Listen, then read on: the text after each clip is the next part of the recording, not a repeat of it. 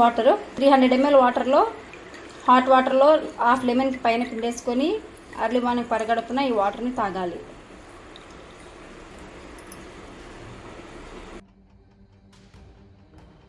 ముందుగా రాగి దోశ చేసుకోవడానికి 100 గ్రాముల రాగులను తీసుకోవాలి.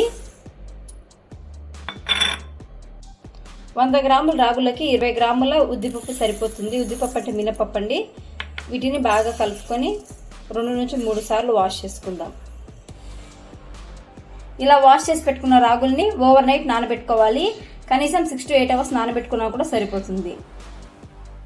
నైట్ అంతా నానబెట్టుకున్నాము. చూడండి రాగులు ఎంత బాగా నానాయో. ఈ మిశ్రమాన్ని ఇప్పుడు మిక్సీ పట్టుకుందాం. పిండిని మిక్సీ పట్టుకున్నాము.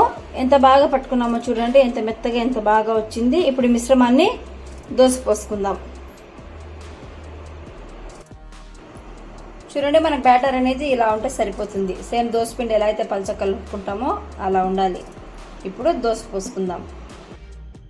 రాగి దోశ పోసుకోవడానికి స్టవ్ ఆన్ చేసి పెనం పెట్టుకున్నాను. ఇప్పుడు దోశ వేసుకుందాం.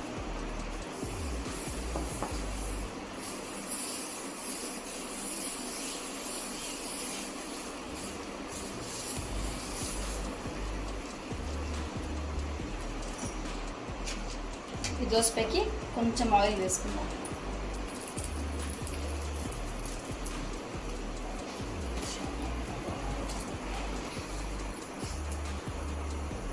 దోశ ఒక పక్క బాగా కాలింది, ఇంకో పక్క తిప్పుకుందాం. దోశ రెండు పక్కల బాగా కాలిందండి. ప్లేట్లో సర్వ్ చేసుకుందాం. దోశని పల్లి చట్నీతో సర్వ్ చేసుకుంటే సరిపోతుంది. ఇప్పుడు జొన్న రొట్టె విత్ వెజిటేబుల్ రోటీ ఎలా చేయాలో చూద్దాం. ఇప్పుడు సోర్గం వెజిటేబుల్ రోటీ చేద్దాము. సోర్గం అంటే మనకు జొన్నపిండి అండి. జొన్నపిండితో వెజిటేబుల్స్ని యాడ్ చేసుకొని రోటీ చేసుకుందాం. అందుకోసం ముందుగా ఒక బౌల్ని తీసుకున్నాము. ఈ బౌల్లోకి చిన్న కప్పుతో ఒక కప్పు జొన్నపిండిని యాడ్ చేసుకుందాము. జొన్నపిండిలోకి 2 స్పూన్స్ నువ్వులు, కొంచెం జీలకర్ర, చిన్న కప్పుతో ఒక కప్పు క్యాబేజ్, కొంచెం క్యాప్సికమ్, మీడియం సైజ్ ఒక ఆనియన్, అలాగే 2 పచ్చిమిరపకాయలు, ఒక కప్పు క్యారెట్ యాడ్ చేసుకుందాం. దీంట్లో రుచికి సరిపడా సాల్ట్ యాడ్ చేసుకుందాము. ఈ మిశ్రమాన్ని బాగా కలిపేసుకొని దీంట్లోకి కొంచెం కొంచెంగా వాటర్ యాడ్ చేసుకుంటూ మిక్స్ చేసుకోవాలి.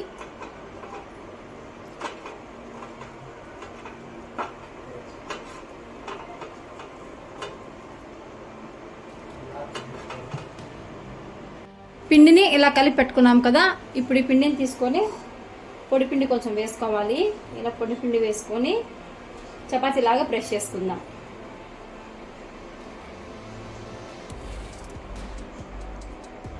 చిన్నగా ప్రెస్ చేసుకోండి, ఎందుకంటే వెజ్జెస్ ఉంటాయి కదా, మనకు రొట్టె అనేది అంత నీట్గా రాదు. చిన్నగా ప్రెస్ చేసుకుంటూ ఇలా స్ప్రెడ్ చేసుకోండి.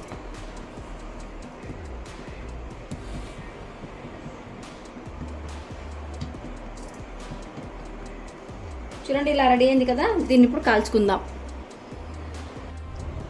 పెనం పెట్టుకున్నాం కదా, పెనం బాగా కాలింది. ఇప్పుడు ఈ పెనం మీద రొట్టెను కాల్చుకుందాం. రొట్టె ఒక పక్క కాలింది కదా, ఇంకొక పక్కకి తిప్పుకున్నాము. లో ఫ్లేమ్లో పెట్టుకొని బాగా కాల్చుకోవాలి. చూడండి రొట్టె బాగా కాలింది కదా. ఇప్పుడు ప్లేట్లోకి సర్వ్ చేసేసుకుందాం. వేడి వేడి వెజిటేబుల్ జొన్న రొట్టె రెడీ. ముందుగా పప్పు చేసుకోవడానికి పప్పుని 2-3 సార్లు బాగా వాష్ చేసుకొని 1/2 అవర్ నానబెట్టుకున్నాము. ఈ నానబెట్టుకున్న పప్పులోకి 1 కప్పు పప్పుకి 4 కప్పుల వాటర్ యాడ్ చేసుకోవాలి. అలాగే రుచికి సరిపడా సాల్ట్, 1 స్పూన్ కారం, చిటికెడు పసుపు, ఇవన్నీ బాగా మిక్స్ చేసుకొని 3 విజిల్స్ వచ్చేంత వరకు కుక్ చేసుకోవాలి. పప్పుని 3 విజిల్స్ వచ్చేంత వరకు కుక్ చేసుకున్నాము. ఒకసారి మూత ఓపెన్ చేసి ఇలా బాగా మ్యాష్ చేసుకోవాలి.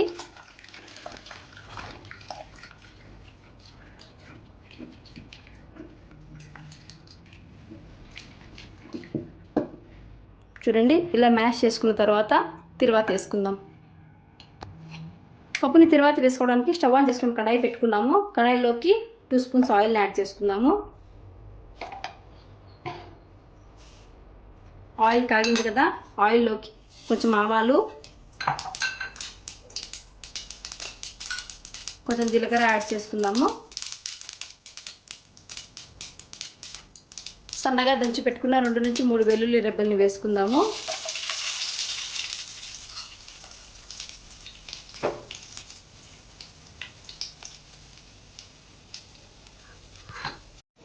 వెల్లుల్లి వేగిన తర్వాత సన్నగా పొడుగ్గా కట్ చేసి పెట్టుకున్న ఆనియన్స్ని యాడ్ చేసుకుందాము.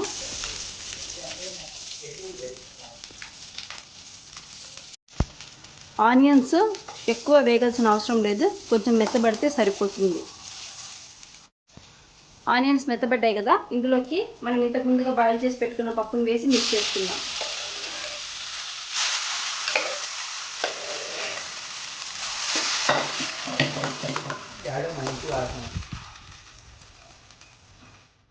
పప్పునంతా ఇలా వేసి బాగా కలుపుకున్న తర్వాత కొంచెం వాటర్ యాడ్ చేసుకుందాము.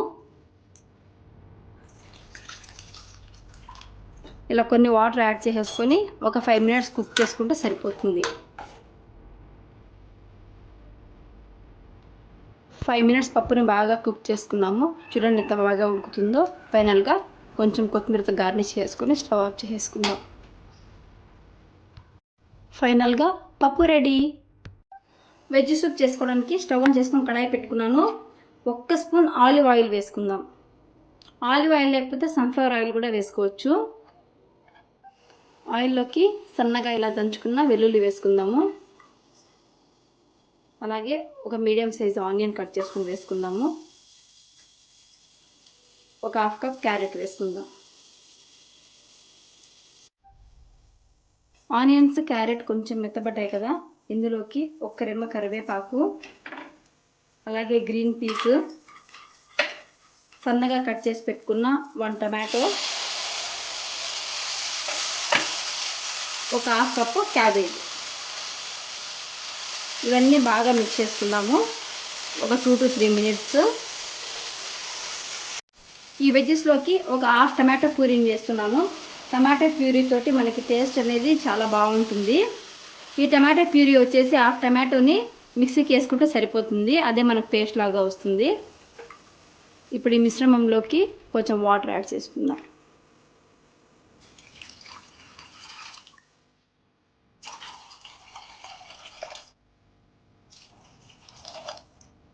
త్రీ గ్లాసెస్ వాటర్ యాడ్ చేసుకున్నాం కదా. ఇప్పుడు ఈ వెజ్జెస్ అన్నీ బాగా మెత్తగా బాయిల్ అయ్యేంత వరకు 15 to 20 మినిట్స్ మీడియం ఫ్లేమ్లో పెట్టుకొని బాగా ఉడికించుకుందాం. వెజ్జెస్ అన్నీ బాగా బాయిల్ అయ్యి వాటర్ కూడా బాగా దగ్గర పడింది. చూడండి సూప్ ఎంత చిక్కగా వచ్చిందో. ఇప్పుడు దీంట్లోకి కొంచెం పెప్పర్ పౌడర్ యాడ్ చేసుకుందాం, 1/2 స్పూను. అలాగే రుచికి సరిపడా సాల్ట్, ఒక 1/2 లెమన్, మీ టేస్ట్ని బట్టి లెమన్ యాడ్ చేసుకోండి. ఈ 3 మిక్స్ చేసుకొని బౌల్లోకి సర్వ్ చేసేసుకుందాం. Tasty veg soup ready. ముందుగా పైనాపిల్ స్మూతీ చేసుకోవడానికి పైనాపిల్ని 4 స్లైసెస్ తీసుకుందాము. అలాగే మిక్సీ జార్లోకి 1 స్పూన్ ఓట్స్ని యాడ్ చేసుకుందాము. 1 గ్లాస్ వాటర్ యాడ్ చేసుకుందాము. మీ దగ్గర ఉన్నట్లయితే 3 to 4 డేట్స్ని కూడా దీంట్లోకి యాడ్ చేసుకోండి. ఈ మిశ్రమాన్ని ఇప్పుడు జ్యూస్ చేసుకుందాం. మిక్సీ పట్టేసుకున్నాం కదా, ఈ మిశ్రమాన్ని గ్లాస్లోకి సర్వ్ చేసుకుందాం.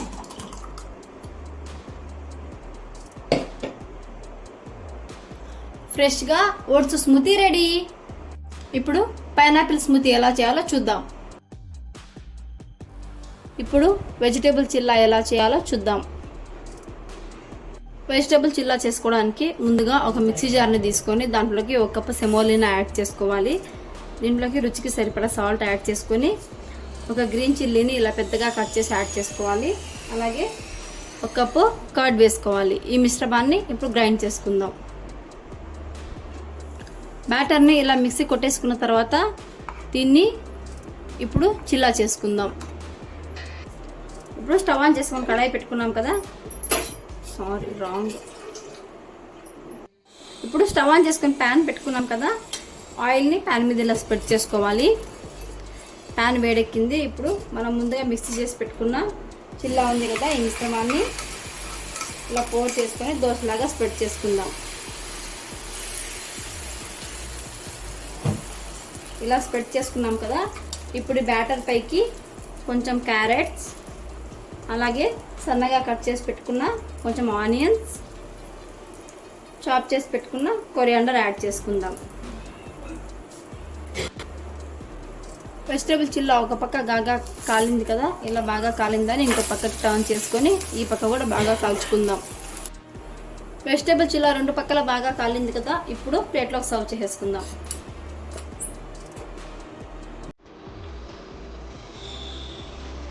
వేడి వేడి వెజిటేబుల్ చిల్లా రెడీ.